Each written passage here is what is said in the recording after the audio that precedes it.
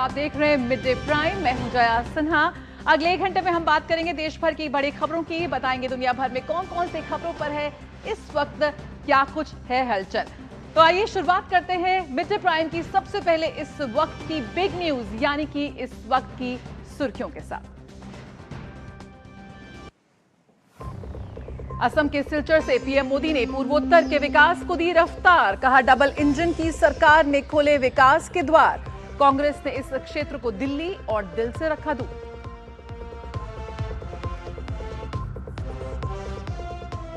पूर्वोत्तर के विकास पर पीएम मोदी की खास नजर। अब से कुछ देर में पश्चिम बंगाल को देंगे हजारों करोड़ रुपए की सौगात।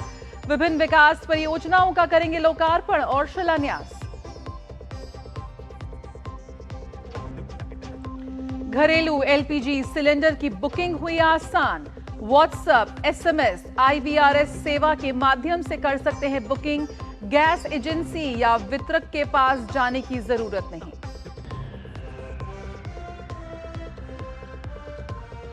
अमेरिका, इजरायल और ईरान के बीच वार पलटवार का दौर जारी। ट्रंप ने ईरान के खार्ग द्वीप पर बरसाए बम।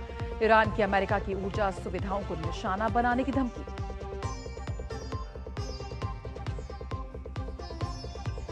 और विश्व कप क्वालिफायर के फाइनल में पहुंची भारतीय महिला हॉकी टीम। आज इंग्लैंड से होगा सामना। सेमीफाइनल में इटली को 1-0 से हराया।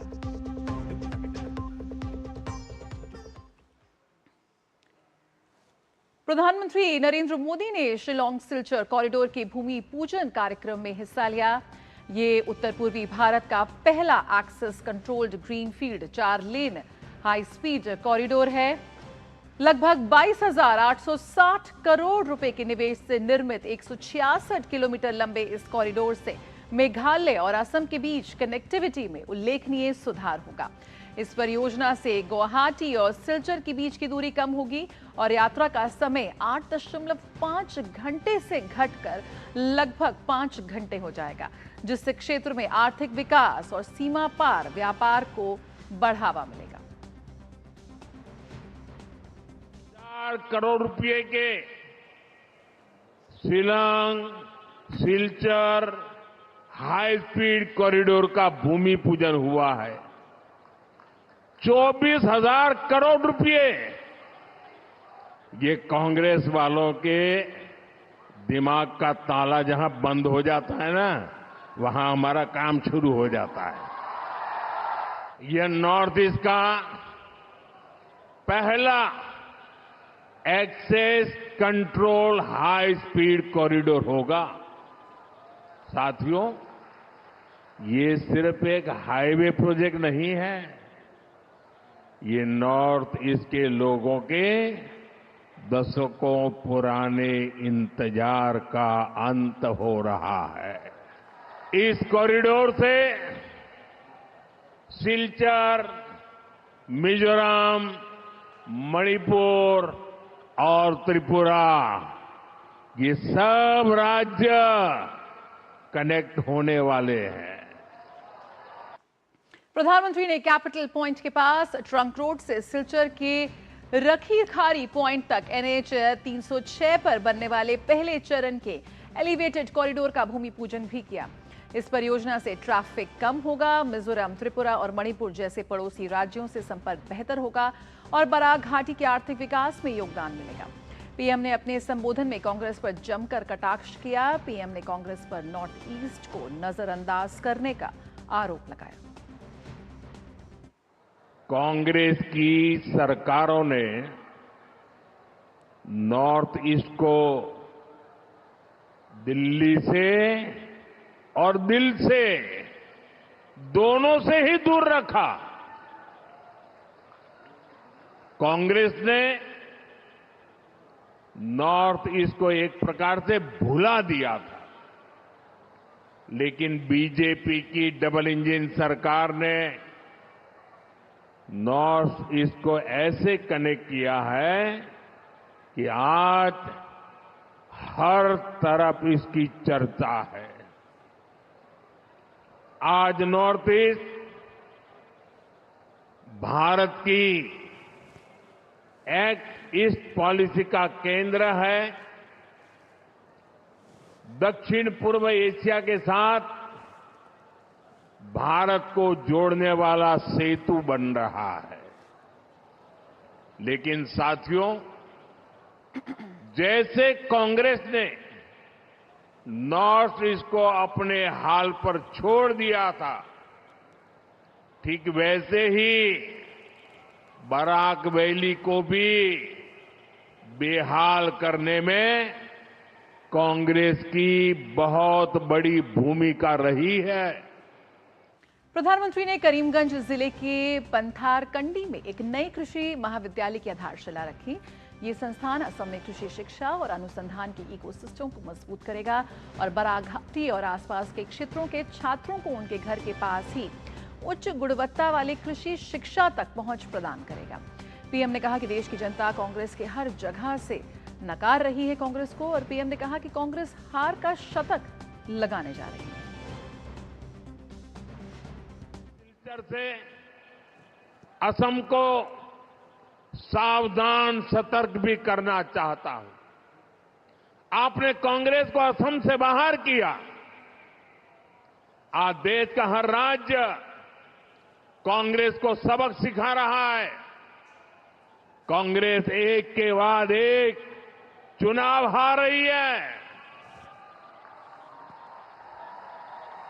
अब निकट भविष्य में कांग्रेस खुद के पराजय के इतिहास की सेंचुरी मारने वाला है। हार की हताशा से भरी कांग्रेस ने देश के खिलाफ ही मोर्चा खोल दिया है। कांग्रेस के नेता देश को बदनाम करने में जुट गए हैं। और आइए देख लेते हैं पीएम मोदी की संबोधन की बड़ी बातों पर नजर डाल लेते हैं। जो पीएम ने बेहद अहम बातें यहां पर कही अपने संबोधन में। बराक घाटी की कनेक्टिविटी बेहतर होगी। शुरुआत से ही प्रधानमंत्री ने हमेशा कनेक्टिविटी पर खासा जोर दिया है और आज वो धरातल पर उतर रही हैं। बराक घाटी ट्रेड हब बनने जा रहा है। जब कनेक्टिविटी बेहतर होगी, व्यापार बेहतर होगा, लोग जुड़ेंगे। नौजवानों के लिए रोजगार के अनगिनत अवसर यहां पर खुलते नजर आ रहे हैं। इंडस्ट्री आएगी, उद्योग आएंगे तो जाहिर है कि रोजगार भी होगा। कांग्रेस ने दिल्ली और दिल से नॉर्थ ईस्ट को दूर रखा। पूर्वोत्तर भारत हमेशा से हाशिए पर रहा है, लेकिन आज वो केंद्र में आ चुका है। कांग्रेस ने नॉर्थ ईस्ट को भुला दिया था, लेकिन आज प्रधानमंत्री ने उसे अष्टलक्ष्मी का नाम देकर उसे भारत के हृदय में ले आए हैं। नॉर्थ ईस्ट हमारी एक्ट ईस्ट पॉलिसी का केंद्र है। जिस तरह से विकास की गति वहां पर रफ्तार पकड़ रही है, दुनिया देख रही है। बराक घाटी को बेहाल करने में कांग्रेस की बड़ी भूमिका यहां पर रही, जिस पर कटाक्ष यहां पर प्रधानमंत्री नरेंद्र मोदी ने किया। डबल इंजन की सरकार स्थिति को बदल रही है। केंद्र की योजनाएं आज लागू हो रही हैं। पूर्वोत्तर में 24,000 करोड़ रुपए की योजनाओं का भूमि पूजन किया। ये जो है भविष्य की नींव पे यहां पर रखते हुए साफ तौर पर नजर आए। असम के विकास में चाय बागान श्रमिकों का अहम योगदान रहा है और यही वजह है कि आज इन श्रमिकों के लिए योजनाएं बनाने में खासा जोर है। हम बॉर्डर के गांवों को देश के पहले गांव मानते हैं। फर्स्ट विलेज नाम से खास तौर पर एक योजना चलाई गई। बराक घाटी के अनेक गांवों में सुधार होना तय है और वही योजनाओं का असर आज ग्राउंड जीरो पर साफ तौर पर नजर आ रहा है। तो प्रधानमंत्री के संबोधन की ये अहम बातें रही, जो सीधे पूर्वोत्तर भारत को आज भारत के केंद्र में, भारत के हृदय में लाने में सफल हो रही हैं।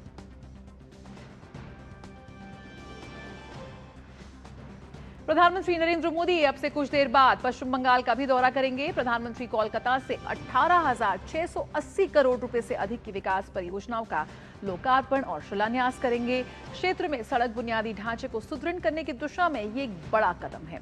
इसके साथ ही प्रधानमंत्री एक विशाल जनसभा को भी संबोधित करेंगे। प्रधानमंत्री करीब 18,680 करोड़ रुपए की महत्वाकांक्षी विकास परियोजनाओं का लोकार्पण और शिलान्यास करेंगे। क्षेत्र में सड़क बुनियादी ढांचे को सुदृढ़ करने की दिशा में यह एक बड़ा कदम है। पश्चिम बंगाल के बुनियादी ढांचे को मजबूत करने और आर्थिक विकास को गति देने के लिए प्रधानमंत्री नरेंद्र मोदी पश्चिम बंगाल में हजारों करोड़ की परियोजनाओं की शुरुआत करने जा रहे हैं। ये परियोजनाएं रेल कनेक्टिविटी, वाटर कनेक्टिविटी और रोड कनेक्टिविटी की दिशा में मील का पत्थर साबित होंगी। प्रधानमंत्री 16,990 करोड़ रुपए की सड़क परियोजनाओं की सौगात देंगे, जिसमें 231 किलोमीटर लंबा खड़गपुर मोरग्राम आर्थिक गलियारा अत्यंत महत्वपूर्ण है। प्रधानमंत्री हल्दिया डॉक कॉम्प्लेक्स के बर्थ नंबर 2 और 5 के मशीनीकरण का शुभारंभ करेंगे। इससे माल ढुलाई की क्षमता बढ़ेगी और पर्यावरण के अनुकूल परिवहन सुनिश्चित होगा। कोलकाता डॉक सिस्टम में बैस्क्यूल ब्रिज का नवीनीकरण और हुगली नदी तट पर तटबंध संरक्षण के कार्य भी शामिल हैं। इसके साथ ही कोलकाता में बनने वाला नया रिवर क्रूज टर्मिनल राज्य में पर्यटन के नए द्वार खोलेगा। उत्साह है इतना, आप देख रहे हैं कि बहुत दिन पहले से ब्रिगेड में प्रधानमंत्री नरेंद्र मोदी जी आएंगे, जनता के लिए भाषण देंगे, बहुत सारा कुछ घोषणा भी करेंगे। सब लोग उत्सुक है उनको सुनने के लिए और पश्चिम बंगाल का जनता रेडी है परिवर्तन लेके आने के लिए। रेल नेटवर्क का विस्तार करते हुए प्रधानमंत्री पुरुलिया से दिल्ली के लिए नई एक्सप्रेस ट्रेन को हरी झंडी दिखाएंगे। अमृत स्टेशन योजना के तहत पुनर्विकसित किए गए कामाख्या, गुरी, तामलुक और हल्दिया जैसे 6 आधुनिक स्टेशनों का भी उद्घाटन किया जाएगा। इसके अतिरिक्त वेल्डा और दतांग के बीच तीसरी रेल लाइन और अत्याधुनिक ऑटोमेटिक ब्लॉक सिग्नल प्रणाली से ट्रेनों की सुरक्षा और समयबद्धता में सुधार होगा। इसके अलावा प्रधानमंत्री एक विशाल जनसभा को भी संबोधित करेंगे, जिसमें लाखों लोगों के शामिल होने की उम्मीद है। ब्रिगेड पैरेड ग्राउंड बंगाल की चुनावी राजनीति में एक इतिहास है इस ग्राउंड की। इसी ब्रिगेड पैरेड ग्राउंड से शनिवार यानी 14 मार्च को भाजपा की चुनावी बिगल फूंकने वाले हैं प्रधानमंत्री नरेंद्र मोदी। ब्यूरो इनपुट के साथ कोलकाता से प्रसेनजीत और नीरज की रिपोर्ट, डीडी न्यूज। तो बेहद महत्वपूर्ण दौरा प्रधानमंत्री नरेंद्र मोदी का, और सीधे रुख करते हैं ग्राउंड जीरो का, जहां मौजूद है हमारे संवाददाता प्रसेनजीत बख्शी और सौरभ दत्ता। प्रसेनजीत, सबसे पहले आपके पास आते हैं। जिन इलाकों से विकास दूर था, आज वहां पर सीधे विकास की ये लहर पहुंच रही है।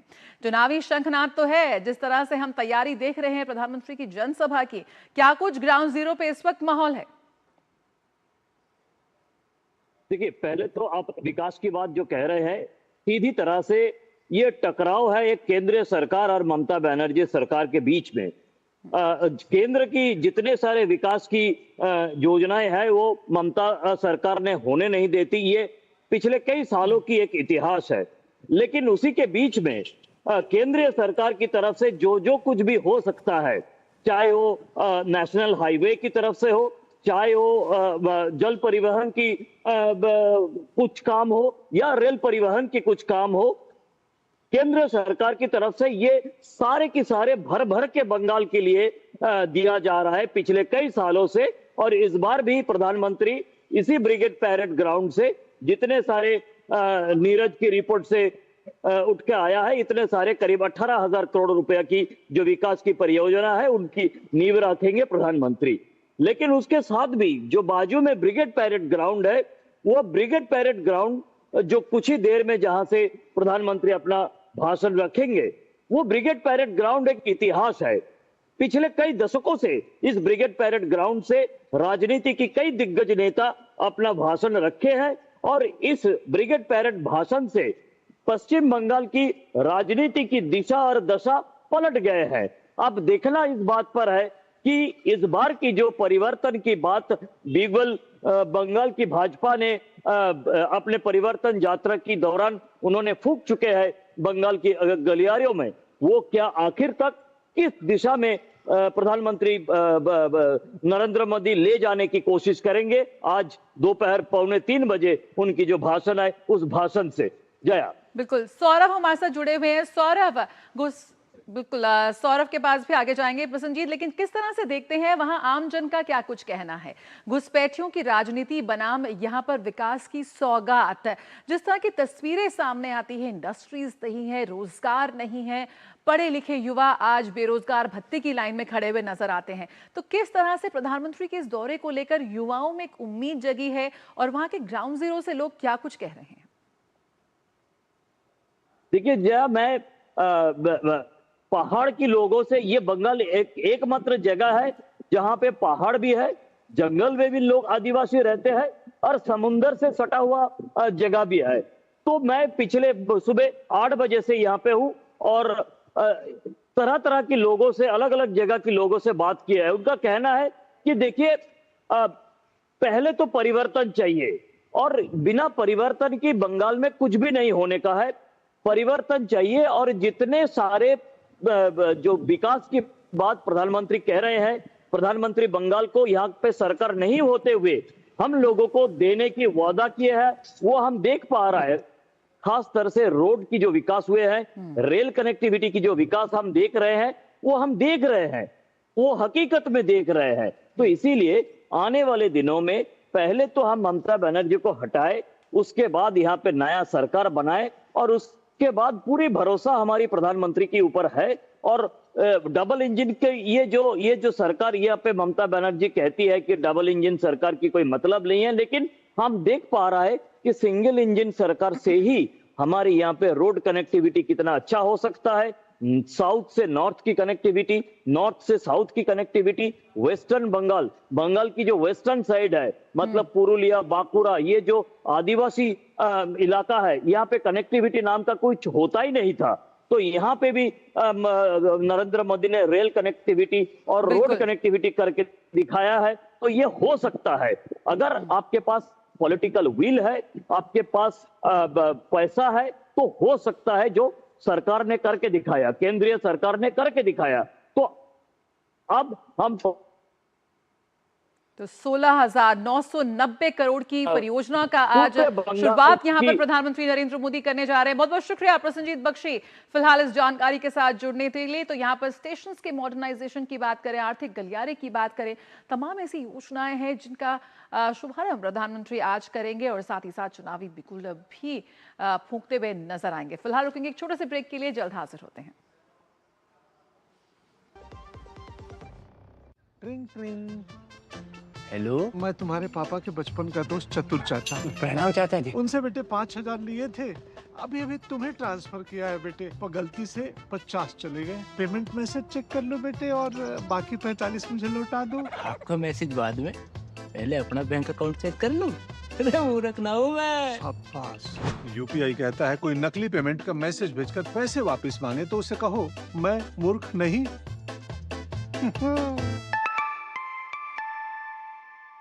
जाइए आप भी किसी का टेस्ट लीजिए। ये वाला दिखाना। गया तेरा प्राइस मनी। कुछ इन्वेस्टमेंट भी कर लेती, आते समय कर लिया मोबाइल से। कहाँ?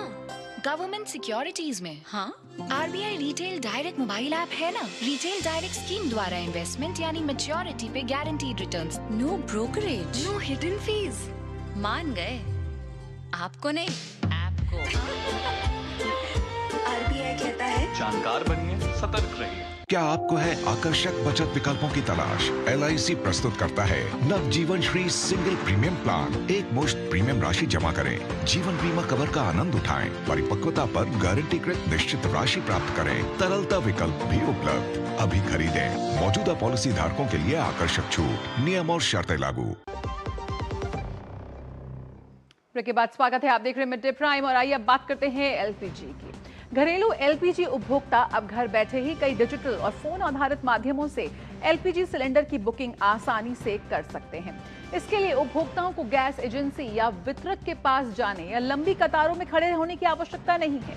पेट्रोलियम और प्राकृतिक गैस मंत्रालय के अनुसार तेल मार्केटिंग कंपनियों ने उपभोक्ताओं की सुविधा के लिए बुकिंग की कई आसान व्यवस्था उपलब्ध कराई है। उपभोक्ता अब व्हाट्सएप, SMS या IVRS सेवा के माध्यम से LPG रिफिल बुक कर सकते हैं। इसके अलावा संबंधित कंपनियों के मोबाइल ऐप के जरिए भी बुकिंग की सुविधा दी गई है। देश की प्रमुख गैस कंपनियां जैसे भारत गैस, इंडेन और HP गैस अपने अपने डिजिटल प्लेटफॉर्म और हेल्पलाइन के जरिए उपभोक्ताओं को ये सेवा प्रदान कर रही है। सरकार का कहना है कि इन सुविधाओं के माध्यम से LPG उपभोक्ताओं को अधिक सुविधा मिलेगी और समय की भी बचत होगी। डिजिटल माध्यमों से बुकिंग करने से सेवा प्रक्रिया तेज और अधिक पारदर्शी भी बनेगी।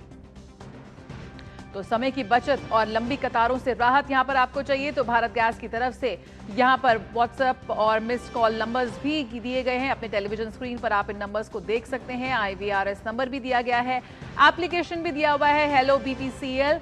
इसके जरिए आपको अपने घर से बाहर जाने की जरूरत नहीं है। वेब है mybhebharatgas.com। तो इसके जरिए आप अपनी जो गैस है, जो अपना सिलेंडर है, वो बुक करा सकते हैं। लंबी कतारों में ना लगिए, किसी भी होर्डर या किसी एजेंट के चक्कर में ना पड़िए और इस तरह से ऑनलाइन अपनी जो बुकिंग है वो कराएं। तो दिल्ली में LPG, पेट्रोल, डीजल और PNG की आपूर्ति पूरी तरह से सामान्य है। दिल्ली की मुख्यमंत्री रेखा गुप्ता ने भी लोगों को आश्वस्त किया है और आप अपने स्क्रीन पे देख सकते हैं। इंडेन की तरफ से भी यहां पर एप्लीकेशन इंडियन ऑयल 1 जारी की गई है। साथ ही indianoil.in के जरिए आप वेब के जरिए भी आप बुक कर सकते हैं। व्हाट्सएप नंबर और मिस्ड कॉल नंबर भी दिया गया है आपके टेलीविजन स्क्रीन पर। इसके जरिए आप अपनी गैस बुक कर सकते हैं अगर आप इंडेन के उपभोक्ता हैं।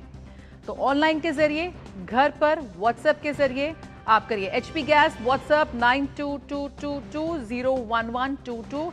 साथ ही आप मिस्ड कॉल भी दे सकते हैं, उसका नंबर भी यहाँ पर दिया गया है। विभिन्न वेबसाइट्स के जरिए HP पे IVRS नंबर भी यहाँ पर दिया गया है। तो इन तीनों गैस कंपनियों ने अपने ऑनलाइन और विभिन्न नंबरों के जरिए, वेब के जरिए यहाँ पर निकाली है जानकारी, निकाली है। इसका पूरा लाभ उठाइए और इस व्यवस्था के जरिए अपना गैस बुक करें।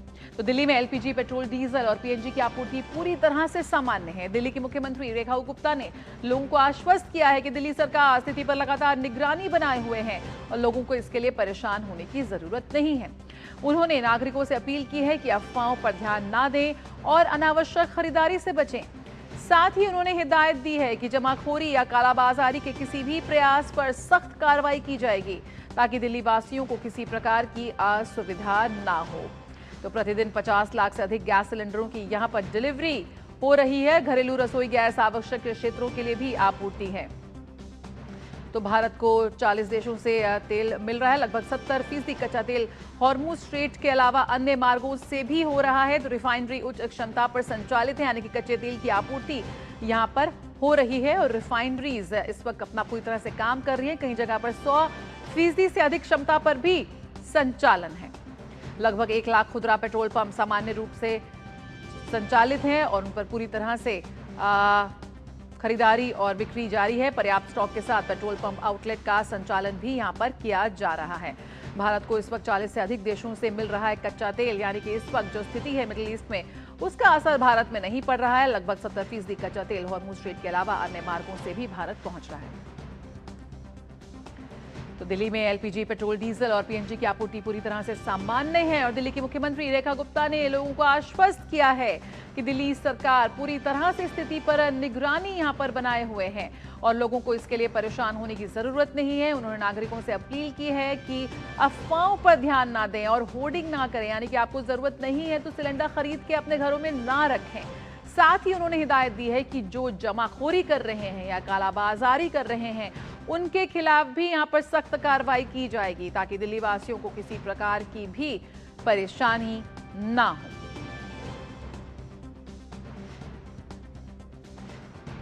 तो मिडिल ईस्ट में हालात इन दिनों तनावपूर्ण बने हुए हैं, लेकिन इसका असर भारत के तेल और गैस बाजार पर ना पड़े, इसे लेकर भारत सरकार पूरी तरह से सतर्क है।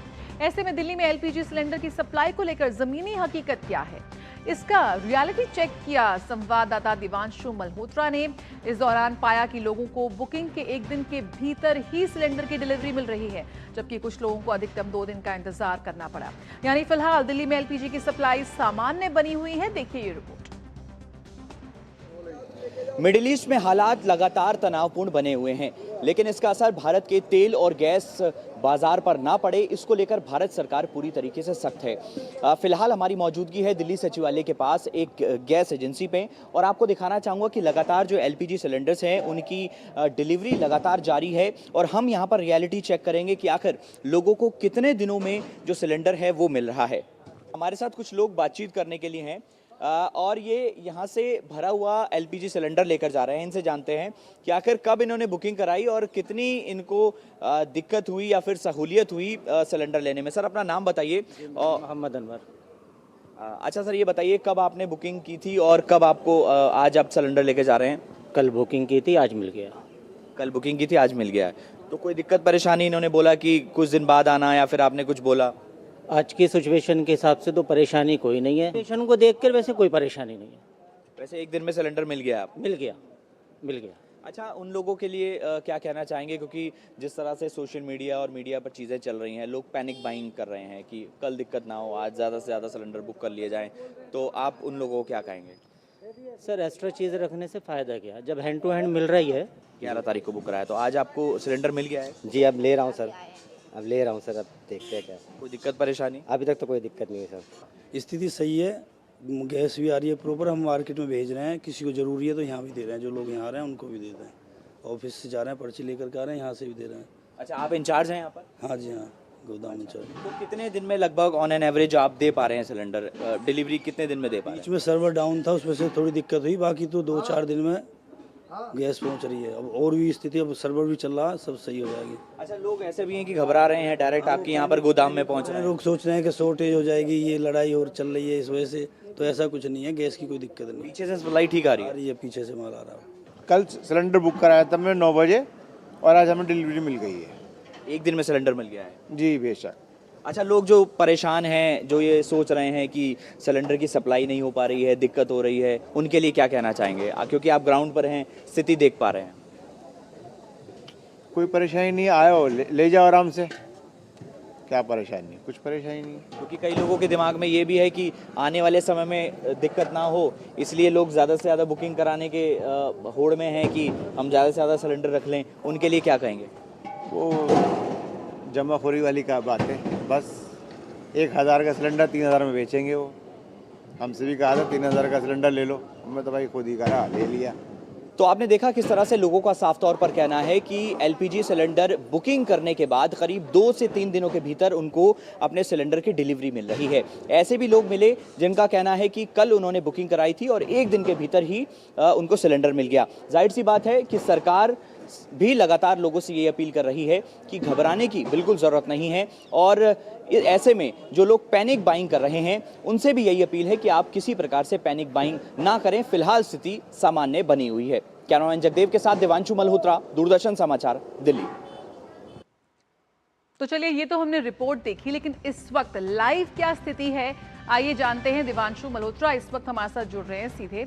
दिवांशु, अगर हम जानना चाहें कि इस वक्त क्या कुछ स्थिति है, क्योंकि यहाँ पर कंपनियों की तरफ से ऑनलाइन भी अब सेवा जारी की गई है कि आपको कतारें लगाने की ज़रूरत भी नहीं है, आपको एजेंसी में जाने की ज़रूरत नहीं है, आप सीधा ऑनलाइन बुक कीजिए और सिलेंडर आपके घर आएगा।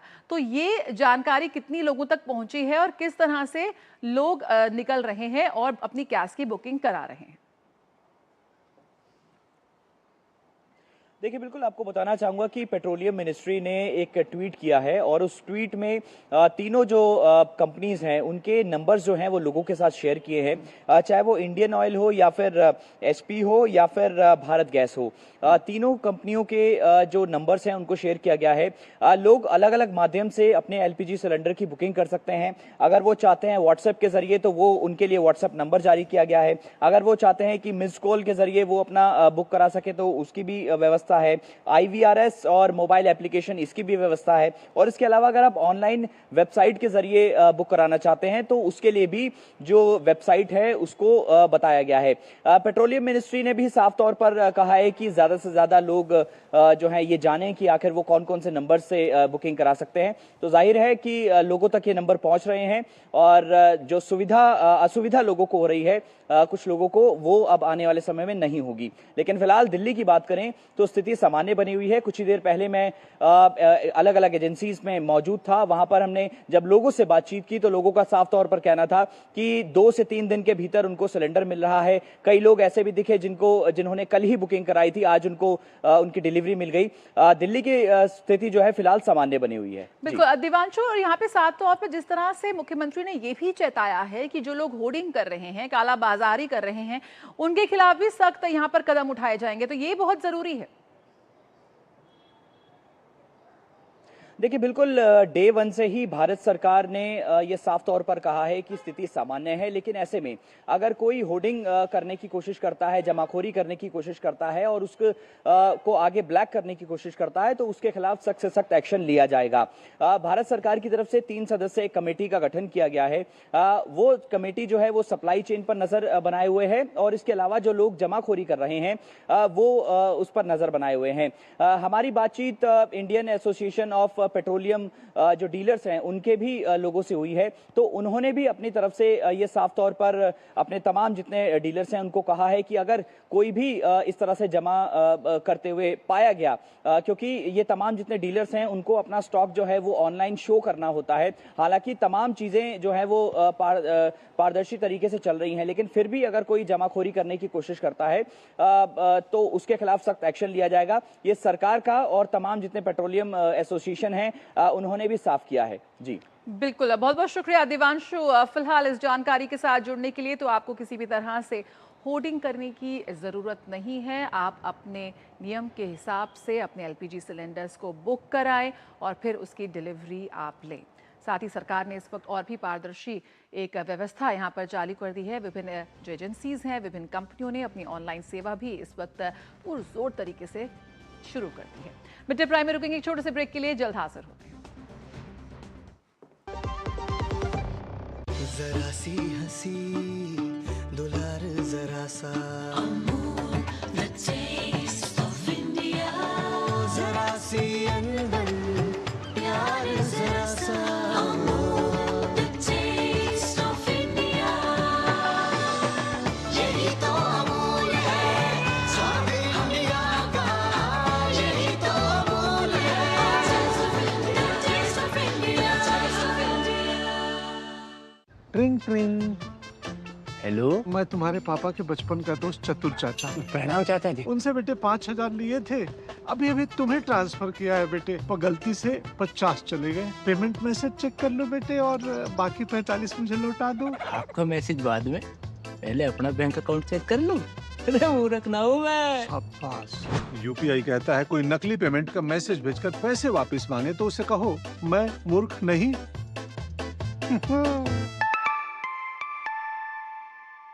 जाइए आप भी किसी का टेस्ट लीजिए।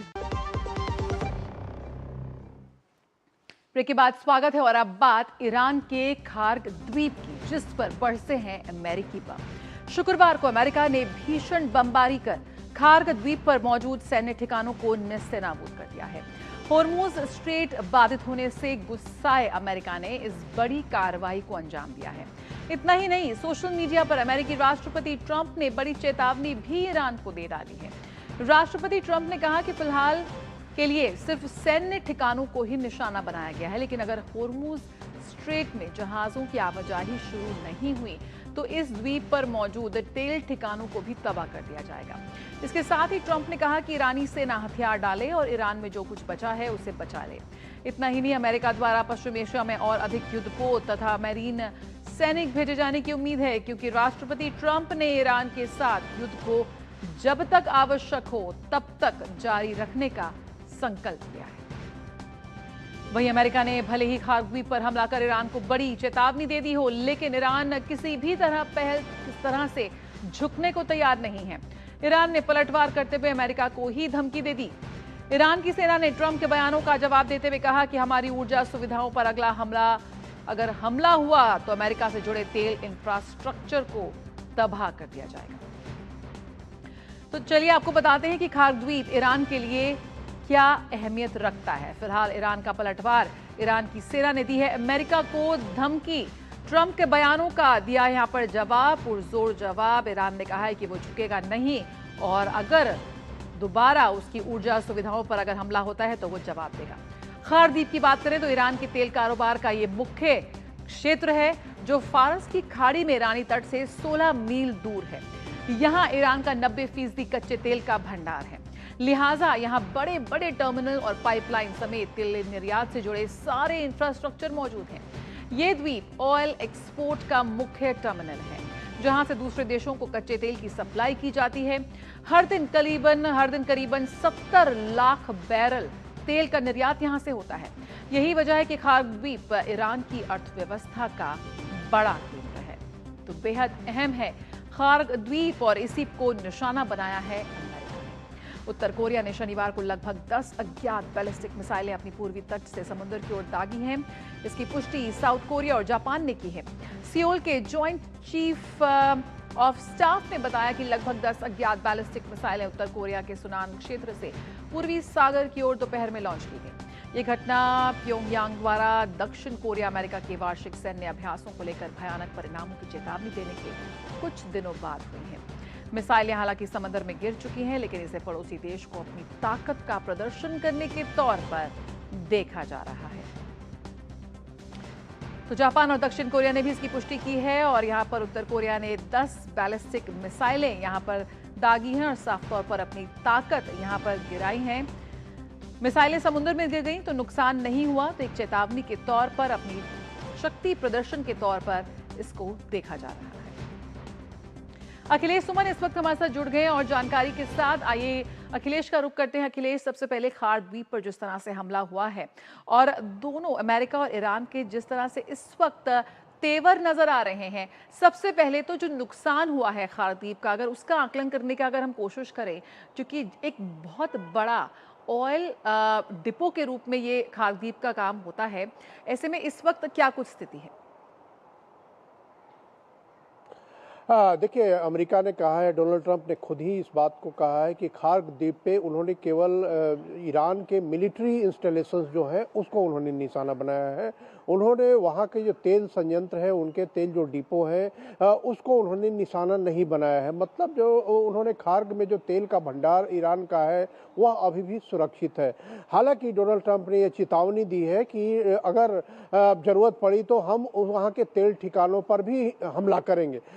लेकिन जो सूत्रों से खबर आ रही है कि अमेरिका की असली जो रणनीति है कि वहाँ के मिलिट्री इंस्टॉलेशंस को नष्ट करने के बाद वो कोशिश ये कर रहे हैं कि पूरे खार्ग द्वीप पे वो कब्जा कर लें।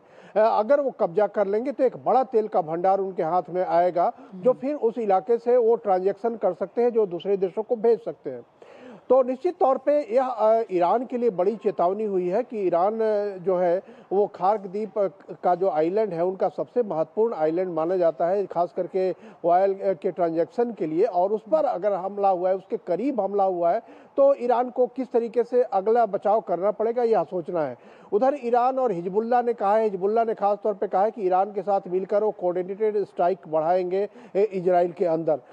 यह एक बड़ी बात है। लेकिन तीसरी तरफ एक बात आई है कि हमास ने एक स्टेटमेंट दिया है, ईरान से उन्होंने अनुरोध किया है कि वो पड़ोसी देशों पे हमला न करे। तो मतलब क्या है कि जो ईरान और उससे जुड़े हुए जो ग्रुप है, उन ग्रुपों में भी थोड़ा सा विभेद नजर आ रहा है, जो कि हमास उनका एक बड़ा, जिसको उन्होंने बहुत बड़ा समर्थन दिया था अभी तक, वो हमास का कहना है कि वो पड़ोसी देशों पर हमला न करे, और हिजबुल्ला कह रहा है कि वो इनके साथ मिलकर, ईरान के साथ मिलकर हमले करेंगे। तो स्थिति जो है वो बहुत ही अभी तक स्पष्ट नहीं है कि ईरान की क्या रणनीति रहेगी, क्योंकि ईरान की असली रणनीति तो यही है कि किसी न किसी तरीके से अमेरिका और इजराइल का हमला रुके। लेकिन वो कैसे रुके, कौन डोनाल्ड ट्रंप को समझाएगा, कौन जाकर नेतन्याहू को बताएगा, यह कोई इंटरलोक्यूटर उन्हें मिला नहीं है। बिल्कुल, सवाल यही है कि कौन समझाएगा और कौन बातचीत करेगा। अखिलेश, जिस तरह से यहाँ पर ये सैन्य संघर्ष एक बड़े एनर्जी क्राइसिस में बदलता जा रहा है, अगर अमेरिका निशाना बनाता है इन तेल के डिपो को, जिस तरह से उसने चेतावनी दी है, तो एक बहुत ही विभत्स परिणाम की हम मतलब उसकी आशंका बढ़ती हुई साफ तौर पर नजर आ रही है। बिल्कुल, देखिए, ईरान के उस सबसे बड़े जो तेल डिपो पे हमला होता है तो निश्चित तौर पे न सिर्फ ईरान बल्कि पूरी दुनिया के लिए, हालांकि जो अभी तक की स्थिति थी कि ईरान से जो तेल का निर्यात हो रहा था उस पर बहुत तरीके के सैंक्शन इतने लगे हुए थे कि ईरान बहुत सारे देशों को नहीं भेज पा रहा था, खास करके चीन को भेज रहा था, लेकिन कई अन्य सारे देशों ने ईरान से तेल लेना बंद कर दिया था। तो ये तो एक बात है कि यथा स्थिति जो थी इस युद्ध के पहले, उस युद्ध के पहले यथा स्थिति में बहुत सारे देश ईरान से नहीं तेल ले पा रहे थे। लेकिन निश्चित तौर पे ये जो एक बहुत बड़ा एसेट है जो तेल है, उस तेल के एसेट को नष्ट करने का मतलब है कि पूरी दुनिया को उसका नुकसान पहुंचेगा, क्योंकि आज न कल उस तेल का कहीं ना कहीं उपयोग होगा। जो आम जनता, दूसरे देशों की जनता है, ईरान की जनता है, उन सारे लोगों को जरूरत होगी। तो ये हालांकि अमेरिका ने अभी तक रेस्ट्रेंट बढ़ाए हुए हैं, लेकिन ईरान ईरान ने कहा है कि अगर हम पे और हमला हुआ इन तेल पे तो हम भी जो है वो अन्य जगहों पे हमले करेंगे, मतलब खाड़ी देशों में हमले करेंगे। अब यह एक विकट स्थिति है कि उस स्थिति में क्या होगा, क्योंकि देखिए दोनों ईरान ने एक दो जगह पे जरूर तेल संयंत्र पे हमले किए हैं, लेकिन ज्यादातर वो जो अमेरिकी ठिकाने हैं मध्य पूर्व के, उन अमेरिकी ठिकानों पे उन्होंने हमला किया है। लेकिन अगर तेल पर हमले शुरू हो गए तो निश्चित तौर पे पूरी दुनिया के लिए एक विकट स्थिति होगी। बिल्कुल, अभी फिलहाल दोनों ही देश पीछे हटने को तैयार नहीं है, लेकिन इस बीच जो नॉर्थ कोरिया की तरफ से बैलिस्टिक मिसाइल मारने की जो खबरें सामने आ रही हैं, इसको हम किस संदर्भ में समझने का प्रयास करें?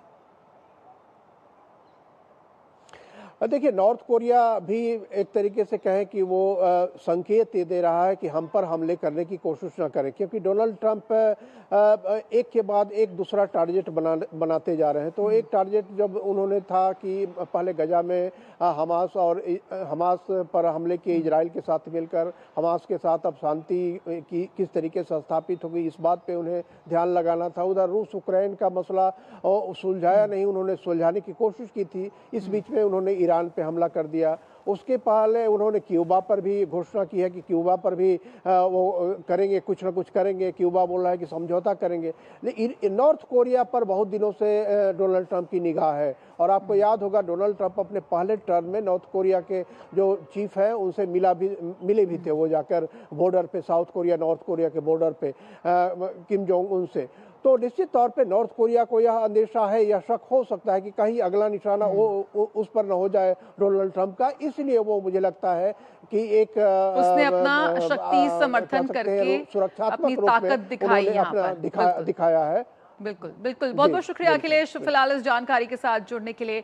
तो यहाँ पर अमेरिका, इजराइल, ईरान संघर्ष में किसी भी तरह का ब्रेक थ्रू होता हुआ साफ तौर पर नजर नहीं आ रहा है, और लगातार बमबारी और मिसाइलें जारी हैं। खबरों में आगे बढ़ते हैं। केंद्रीय वित्त मंत्री निर्मला सीतारमण ने लोकसभा में कहा कि आर्थिक स्थिरीकरण कोष सरकार को वैश्विक चुनौतियों का सामना करने के लिए अतिरिक्त वित्तीय मदद देगा। लोकसभा में शुक्रवार को पूरक अनुदान मांगों पर चर्चा का जवाब देते हुए उन्होंने कहा कि ये फंड पश्चिम एशिया जैसी जगहों पर अचानक पैदा होने वाली समस्याओं से अर्थव्यवस्था पर पड़ने वाले झटकों को संभालने में मदद करेगा। The proposed economic stabilization fund will provide fiscal headroom to allow India to respond to the global headwinds, such as the recent crisis, unanticipated supply chain disruptions, unexpected shocks to subsectors in Indian economy, and any other event that may have significant fiscal implications. So, in anticipation of what cannot be anticipated, we are coming up with economic stabilization fund.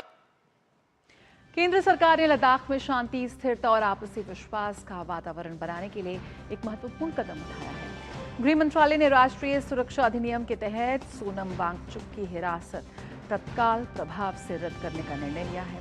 सरकार ने कहा कि ये कदम सभी हितधारकों के साथ रचनात्मक और सार्थक संवाद को सुगम बनाने की दिशा में उठाया गया है। साथ ही लद्दाख की सुरक्षा सुनिश्चित करने के लिए सभी आवश्यक उपाय प्रदान करने की प्रतिबद्धता दोहराई गई है। सरकार लद्दाख में विभिन्न हितधारकों और समाज के नेताओं के साथ सक्रिय रूप से संवाद कर रही है, ताकि क्षेत्र के लोगों की आकांक्षाओं और चिंताओं का समाधान किया जा सके। 15 मार्च को कांशीराम की जयंती है। उससे पहले उत्तर प्रदेश में राजनीतिक पार्टियों ने दलित वोट बैंक को अपने पाले में मोड़ने के लिए जोर आजमाइश शुरू कर दी है। इस बीच बसपा प्रमुख मायावती ने सोशल मीडिया प्लेटफॉर्म एक्स पर ट्वीट कर कांग्रेस को खरी खोटी सुनाई। उन्होंने कहा कि कांग्रेस पार्टी ने केंद्र में अपनी सत्ता के रहते हुए कांशीराम के देहांत होने पर एक दिन का राष्ट्रीय शोक तक घोषित नहीं किया। जिस पार्टी ने केंद्र की सत्ता में रहकर बाबा साहेब डॉक्टर भीमराव अंबेडकर को भारत रत्न की उपाधि से कभी सम्मानित नहीं किया, वह पार्टी अब कांशीराम जी को कैसे इस उपाधि से सम्मानित कर सकती है। मायावती ने कांशीराम के अनुयायियों और समर्थकों से अपील की है कि कांग्रेस पार्टी से सजग रहें, जिसकी दलित विरोधी सोच और मानसिकता की वजह से बहुजन समाजवादी पार्टी बनानी पड़ी है। पश्चिम बंगाल में चुनाव आयोग द्वारा 28 फरवरी को अंतिम मतदाता सूची प्रकाशित किए जाने के बाद अब पहली सप्लीमेंट्री मतदाता सूची अगले सप्ताह के अंत तक जारी की जा सकती है। आयोग के सूत्रों ने शुक्रवार को बताया कि इस सूची में उन करीब 60 लाख मतदाताओं के नाम शामिल होंगे जिन्हें अंतिम सूची में अंडर एजुकेशन यानी कि विचाराधीन श्रेणी में रखा गया था। सूत्रों के अनुसार 28 फरवरी तक विचाराधीन चिन्हित 15 लाख नामों की प्रक्रिया पूरी की जा चुकी है, जबकि बाकी आवेदनों की जांच अगले 5 दिनों में की जाएगी। इसके बाद सूची प्रकाशित होने से 24 घंटे पहले तक इसे अपडेट किया जाएगा। कोलकाता स्थित मुख्य निर्वाचन अधिकारी के कार्यालय ने इस प्रक्रिया को संभालने के लिए एक विशेष सॉफ्टवेयर तैयार किया है। चुनाव अधिकारियों के अनुसार मतदाता सूची पुनरीक्षण के दौरान नए पंजीकरण, विवरण सुधार, पत्ते में बदलाव और आपत्तियों से जुड़े सभी बड़ी संख्या में आवेदन प्राप्त हुए थे, जिनमें से कई अभी सत्यापन और सुनवाई के चरण में हैं।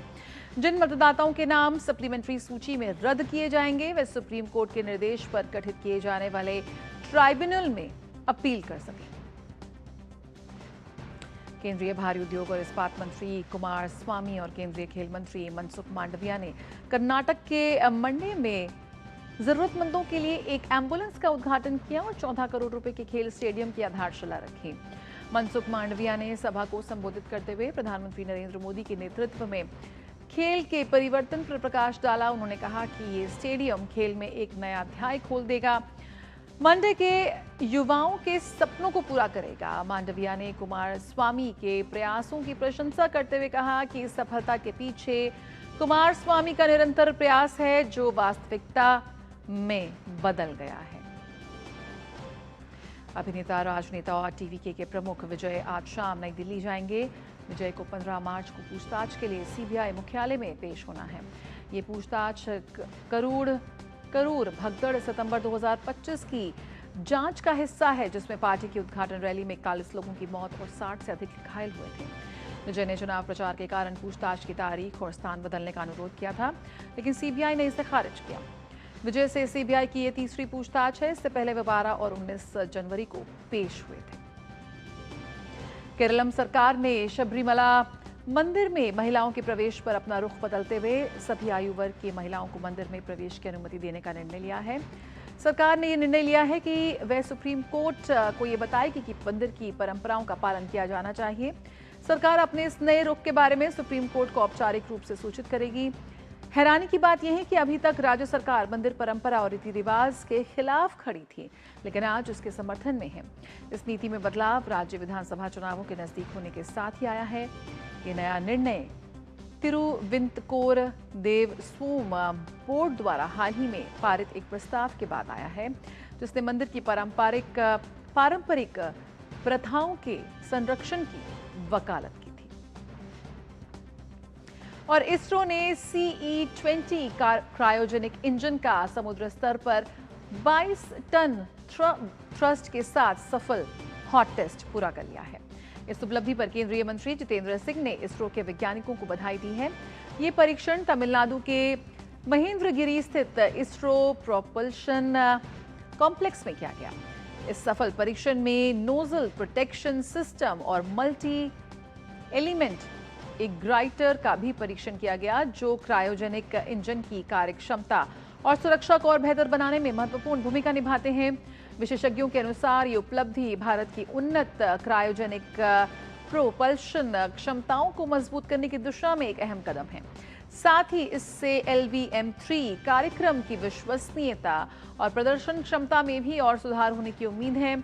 इसरो का CE-20 क्रायोजेनिक इंजन भारत के भारी प्रक्षेपण यान LVM-3 का महत्वपूर्ण हिस्सा है, जो बड़े और जटिल अंतरिक्ष मिशनों को लॉन्च करने में उपयोग किया जाता है। इस परीक्षण की सफलता को भारत के अंतरिक्ष कार्यक्रम के लिए एक महत्वपूर्ण उपलब्धि माना जा रहा है। बड़ी सफलता इसरो की। रुकेंगे एक छोटे से ब्रेक के लिए, जल्द हाजिर होते हैं। गांव में आया नया हीरो, खरपतवार का डर हुआ जीरो। अब खेती का काम होगा खास, जब ये सुपरस्टार होगा हर किसान के पास। गांव का superstar steel MH210 power weeder. Steel उपकरण लाए परिवर्तन। बात बदलते समय में बढ़ते स्क्रीन टाइम की, जिसकी वजह से बच्चों पर पड़ने वाले प्रभाव अब बढ़ता जा रहा है। एक रिसर्च में ये सामने आया है कि बच्चे वैश्विक स्क्रीन टाइम गाइडलाइन से ज्यादा समय स्क्रीन पर बिताते हैं, जिससे न सिर्फ उनके स्वास्थ्य पर नकारात्मक प्रभाव पड़ता है, बल्कि उनके सोचने समझने की क्षमता भी प्रभावित होती है। लिहाजा हाथों से फोन, सामने चलते टेलीविजन और लैपटॉप्स पर अधिक स्क्रीन टाइम का खामियाजा खुद इस नन्ही पीढ़ी ही भुगत रही है। इंडियन जर्नल ऑफ साइकियाट्री में प्रकाशित रिपोर्ट के अनुसार विश्व स्वास्थ्य संगठन द्वारा जारी गाइडलाइंस के अनुसार यह निर्देशित है कि 2 वर्ष से कम उम्र के बच्चों को सिर्फ वीडियो कॉल को छोड़कर स्क्रीन से बिल्कुल दूर रखना चाहिए। 2 से 4 वर्ष के बच्चों के लिए प्रतिदिन 1 घंटे से कम और 5 वर्ष या उससे अधिक आयु के बच्चों के लिए ज्यादा से ज्यादा 2 घंटे प्रतिदिन स्क्रीन टाइम ही होना चाहिए। अमेरिकन अकेडमी ऑफ पीडियाट्रिक्स ने भी इस गाइडलाइन का समर्थन किया है। अगर इस निर्देशित समय सीमा की अवधि बढ़ती है तो इसका विपरीत असर सीधे स्वास्थ्य पर पड़ता है। लंबे समय तक लगातार स्क्रीन देखने से डिजिटल आई स्ट्रेन हो सकता है, जिससे आंखों में सूजन, खुजली और सिरदर्द जैसी परेशानी सामने आ सकती है। वहीं कम दूरी पर स्क्रीन पर देखने या पढ़ने से बच्चों में मायोपिया होने का खतरा बढ़ सकता है। इसके साथ ही रिसर्च में नींद संबंधी बीमारी भी दर्ज हुई है।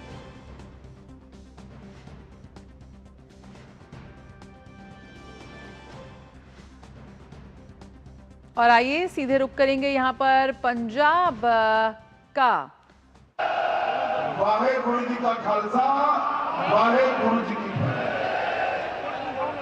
मेरे साथ प्रचंड आवाज से भारत माता की जय का जयकारा लगाना है। 27 में पंजाब में बनने वाली सरकार भारतीय जनता पार्टी की सरकार बनाने के लिए दोनों हाथ उठाइए सभी लोग, अंत तक उठाए, जरा उठाइए दोनों हाथ, विजय के संकल्प की मुट्ठी बीचे और प्रचंड आवाज से बोलिए भारत माता की वंदे वंदे वंदे। मंच पर उपस्थित हमारे प्रदेश अध्यक्ष श्रीमान जाखड़ साहब, हमारे कार्यकारी अध्यक्ष अश्विनी शर्मा जी, मोदी जी की मंत्रिपरिषद में मेरे साथी और मेरे मित्र श्री बिट्टू जी, भारतीय जनता पार्टी के राष्ट्रीय महासचिव श्री तरुण चूग जी, श्रीमान इकबाल सिंह लालपुरा जी, नरेंद्र रैना जी, सतनाम सिंह संधू जी, राज्यसभा के सदस्य, हमारे वरिष्ठ नेता मनोरंजन कालिया जी, विजय सांपला जी, अविनाश राय खन्ना जी, राणा गुरमीत सिंह सोढ़ी जी, अमनजोत कौर जी, महारानी प्रणीत कौर जी, मनप्रीत सिंह बादल जी, और आज के पवित्र दिन पर मोगा की भूमि पर आए हुए मेरे सारे प्यारे भाइयों बहनों और मेरे जिगर के टुकड़े जैसे युवा मित्रों को मेरा प्रणाम। आज नानक शाही कैलेंडर के हिसाब से नए साल की शुरुआत है। मैं पूरे पंजाब और दुनिया भर में बसने वाले पंजाब के बासिंदों को नए साल की बहुत बहुत शुभकामनाएं देता हूं। ये जो मीडिया वाले खड़े सेट कर बैठ जाओ भैया, पीछे दिखाई पड़े मुझे, बैठ जाओ जरा। अरे बैठ जाओ जी, मैं जिद्दी आदमी हूं, नहीं बोलूंगा तो बैठ जाओ। भाइयों और बहनों, मैं जब पंजाब की इस महान भूमि पर आया हूं तब सबसे पहले मैं महान सिख गुरुओं की परंपरा को, बलिदानी परंपरा को दो हाथ जोड़कर प्रणाम कर कर मेरी बात की शुरुआत करना चाहता हूं। भाइयों बहनों, इस सर पर जो पगड़ी दिखाई दे रही ना, ये पगड़ी पूरे भारत पर गुरु घर के कर्ज का प्रतीक ये पगड़ी है। गुरु घर के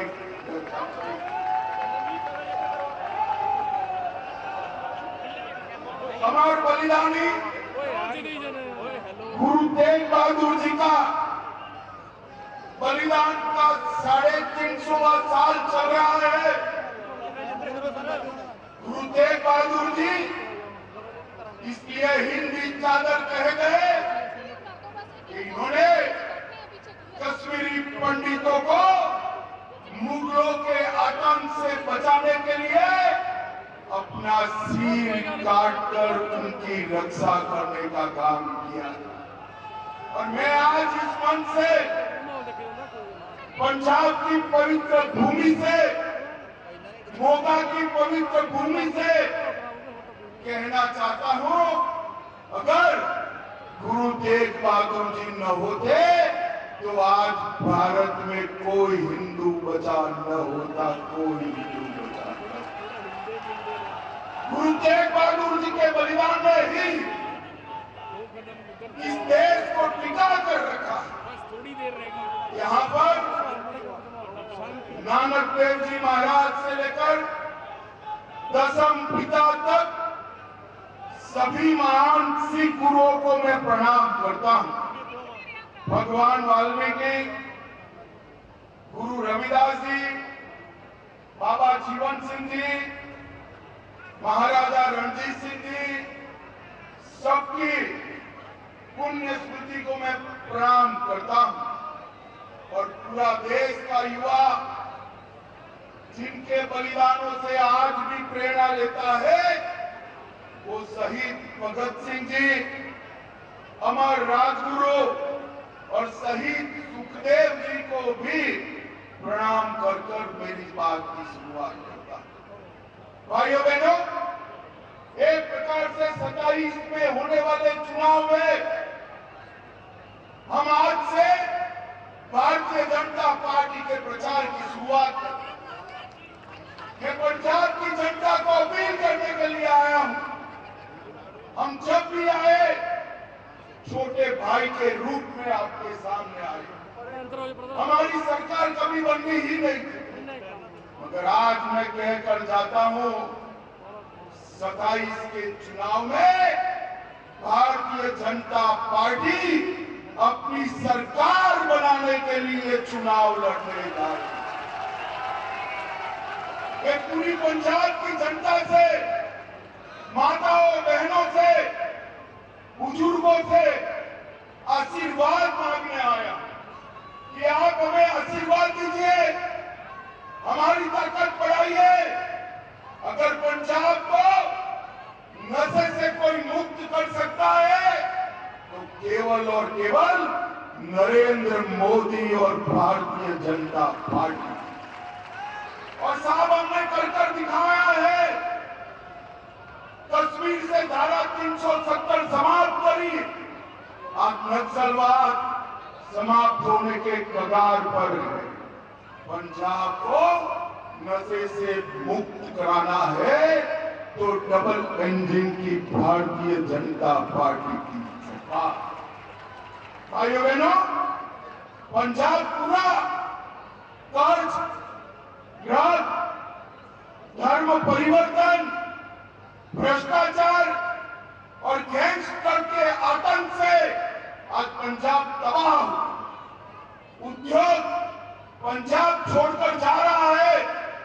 किसान इसका कोई खैर ख्वाह नहीं रहा है।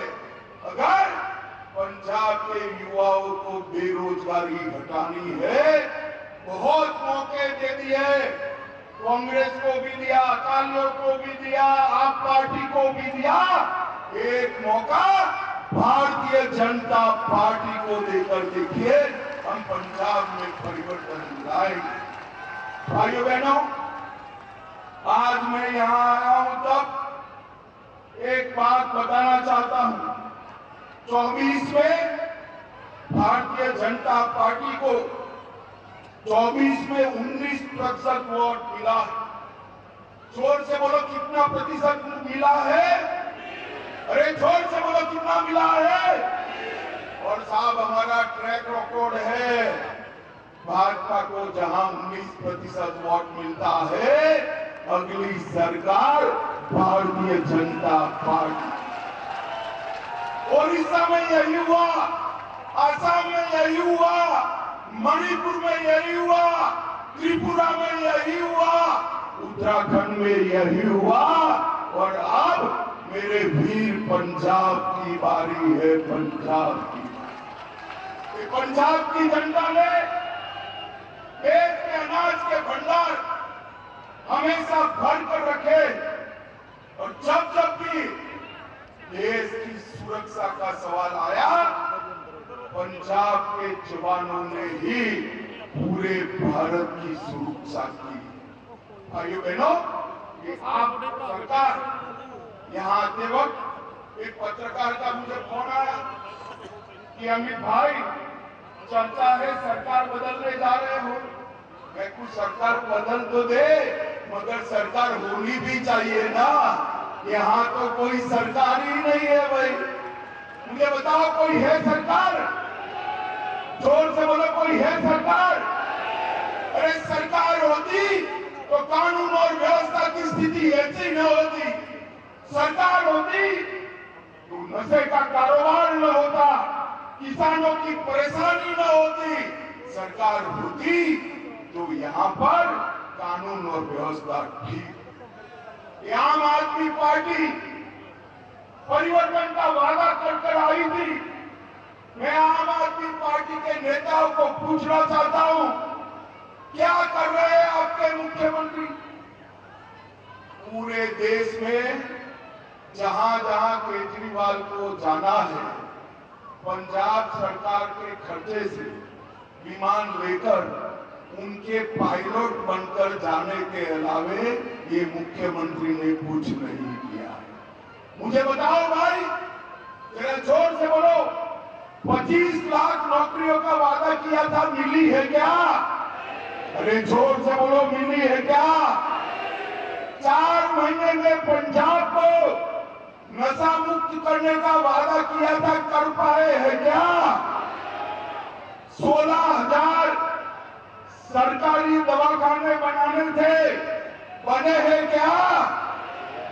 विधवा पेंशन, बुजुर्ग पेंशन 2500 करना था, कर पाए थे क्या? 16 मेडिकल कॉलेज बनाने थे, बने हैं क्या? 20,000 करोड़ की आय खनन से बढ़ानी थी, बढ़ी है क्या? सभी फसलों पर एमएसपी का वादा किया था, पूरा हुआ है क्या? भाइयों बहनों, सिख विरोध दंगों में 5 लाख रुपए का मुआवजा देने का वादा किया था, वो भी नहीं कर पाए। ये जो सरकार आप पार्टी की है, वो वादा खिलाफ, वो पंजाब का भला नहीं कर सकती। ये भ्रष्टाचारी सरकार, आकंठ भ्रष्टाचार में डूबी हुई सरकार। यहाँ के मुख्यमंत्री जी को शर्म आनी चाहिए।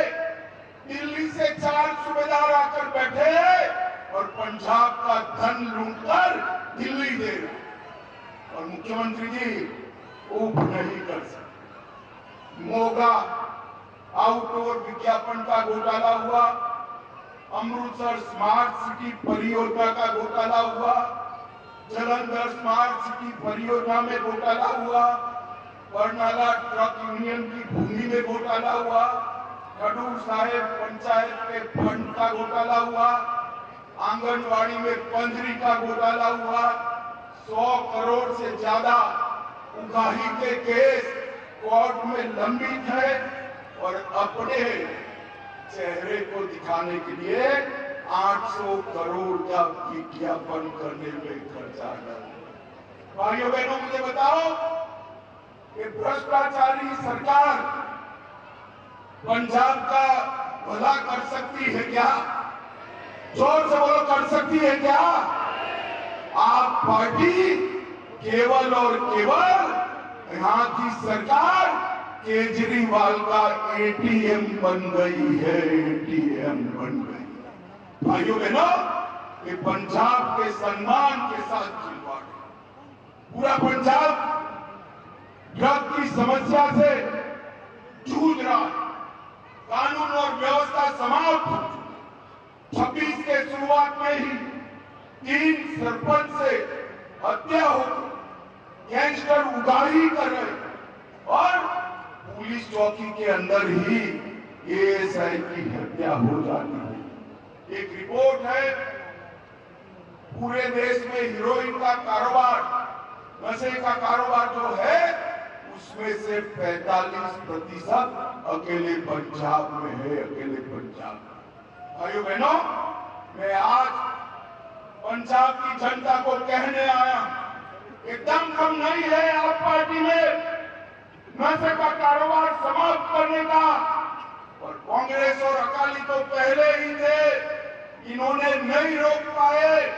नशे का कारोबार अगर कोई रोक सकता है तो केवल और केवल भारतीय जनता पार्टी। और मैं आज वादा कर जाता हूं आपसे, हमने कहा था धारा 370 हटाएंगे, हटा दी। आतंकवाद भी आज अंतिम सांसें गिन रहा है। हमने कहा था नक्सल मुक्त करेंगे, देश नक्सल मुक्त होने जा रहा है। और आज कहकर जाता हूं पंजाब को, आप फरवरी में आशीर्वाद दे दीजिए। 2 साल में हम पंजाब से मूल समेत नशे के कारोबार को उखाड़ कर फेंक। भाइयों बहनों, आप पार्टी की जो सरकार है वो किसानों को गुमराह कर, कांग्रेस पार्टी और राहुल बाबा किसानों को गुमराह करे।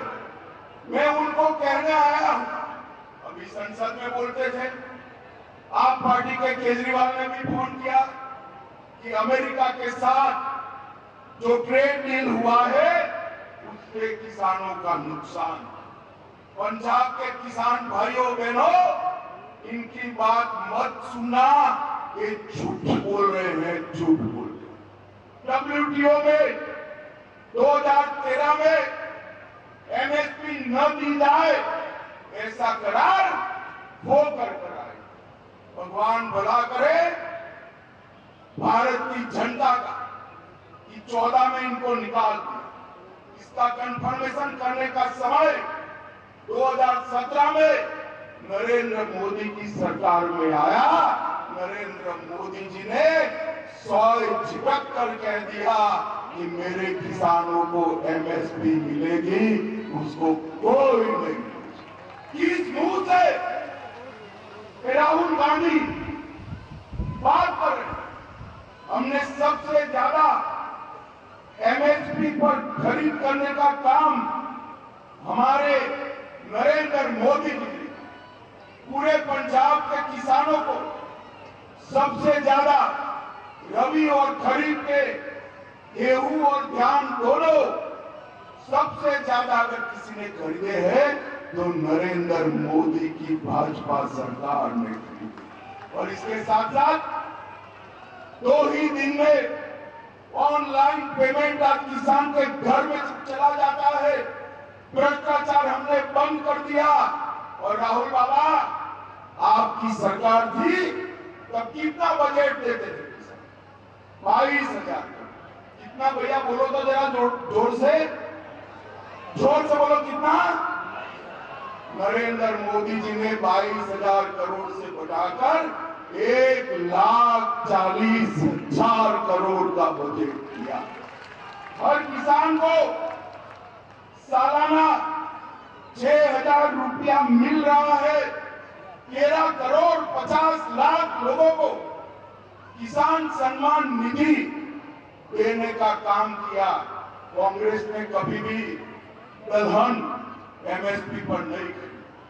हमने नाफेड की व्यवस्था करी है, जो किसान बुआई कर नाफेड पर अपने आप को रजिस्टर करेगा, 100% दलहन उसकी भारत सरकार एमएसपी पर खरीद लेगी। हम मक्के को भी एमएसपी पर खरीद रहे हैं और इसके साथ साथ फर्टिलाइजर का उपयोग कम करने के लिए हम प्राकृतिक खेती की ओर भी बढ़ रहे हैं।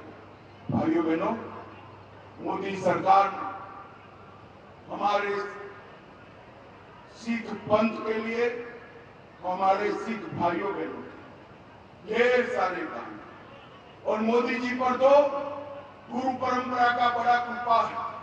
देखिए, तेग बहादुर जी का 350वां बलिदान साल भी मोदी जी के समय में आया। नानक देव जी का 550वां प्रकाश वर्ष मोदी जी के समय आया। तेग बहादुर जी का 400वां प्रकाश पर्व मोदी जी के समय में आया। सरपंच स्थानी दसम पिता का 350वां प्रकाश पर्व मोदी जी के समय में आया। और मोदी जी ने इस सभी पर्वों को राष्ट्रीय पर्व बनाकर कश्मीर से लेकर केरल तक और द्वारका से लेकर कामाख्या तक गुरुओं का संदेश, बहुत बड़ी सेवा करने का मौका मोदी जी को गुरुओं ने दिया है। और भाइयों बहनों, एक बात याद रखना, दसम पिता के साहबजादों जैसा बलिदान पूरे विश्व में कहीं इतिहास में, मगर इसको कोई सम्मान नहीं करता। मोदी जी ने इसको वीर बाल दिवस का संज्ञान देकर पूरे देश में आज साहबजादों का सम्मान करने का काम। 84 के सिख दंगों में सिखों पर जुल्म करने वाले सारे लोगों के खिलाफ 350 मामले हमने रजिस्टर किए। कांग्रेस ने एक भी नेता को जेल में नहीं डाला था, हमने कई नेताओं को जेल में डाला। और राहुल बाबा, आपके पिताजी ने सिख दंगों पर कहा था, बड़ा पेड़ गिरता है तो धरती हिलती। भाइयों बहनों, हर सिख दंगा पीड़ित परिवार को 5 लाख का मुआवजा देने का काम नरेंद्र मोदी। अफगानिस्तान और पाकिस्तान से जो सिख बंधु भगिनी आए, उनको नागरिकता देने का काम किया। अफगानिस्तान में स्थिति बिगड़ी। 3 गुरु ग्रंथ साहिब की प्रतियों को पगड़ी बांधकर सर पर रखकर लाने का काम हमारे नरेंद्र मोदी ने। करतारपुर साहिब कॉरिडोर बनाया। और आज मैं राहुल गांधी को पूछना चाहता हूं, करतारपुर साहिब कितना दूर? एकदम नजदीक। जब बंटवारा होता था, थोड़ी दृष्टि होती, गुरु साहिबानों पर श्रद्धा होती, तो करतारपुर साहिब आज भारत में। अगर हम उस वक्त होते तो हम कभी भी करतारपुर साहिब को जाने नहीं देते, मगर हमने कॉरिडोर बनाकर यात्रा की व्यवस्था। वीर बाल दिवस में हमने हरमिंदर साहिब को FCRA का रजिस्ट्रेशन करा और लंगर पर से GST हटाने का काम भी भारतीय जनता पार्टी के नरेंद्र। मुझे तो हंसी आ रही। अभी कांग्रेस पार्टी कह रही कि भाजपा ने सिखों के लिए क्या किया। अरे भाई, हमने क्या किया इसका हिसाब तो मैं दे दिया। आपने तो अकाल तख्त पर टैंक चढ़ा दिए थे, टैंक चढ़ा दिए।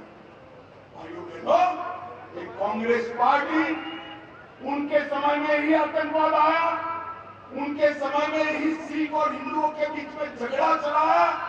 पंजाब का विकास, पंजाब की शांति सिख हिंदू एकता के बगैर संभव ही नहीं है। और नरेंद्र मोदी जी के नेतृत्व में ही सिख हिंदू एकता हो सके। भाइयों बहनों, आज पूरा पंजाब धर्म परिवर्तन से जूझ रहा।